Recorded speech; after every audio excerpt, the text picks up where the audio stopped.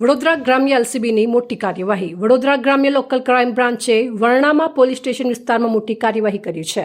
Dabhoi Vadodara road પર Kelanpur bus stand નજીક બાતમીના આધારે મારુતિ ઓમની ગાડી નંબર GJ01HL 4647ને કોર્ડન કરી તપાસ કરવામાં આવી હતી. ગાડીમાંથી ભારતીય બનાવટના વિદેશી દારૂની બોટલ, ક્વાર્ટર અને બિયર ટીન મળી કુલ 795 નગ દારૂ જપ્ત કરવામાં આવ્યું છે. પોલીસે દારૂ ગાડી અને મોબાઈલ સહિત કુલ 3,62,720નો મુદ્દામાલ કબજે કર્યો છે અને હિરેનભાઈ જયંતિભાઈ રાજપૂતને ઝડપી પાડવામાં આવ્યો છે.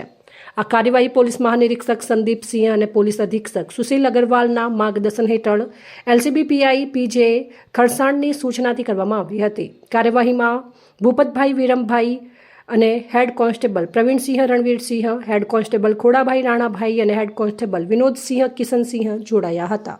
રિપોર્ટ પ્રવીણ વસાવા, વડોદરા.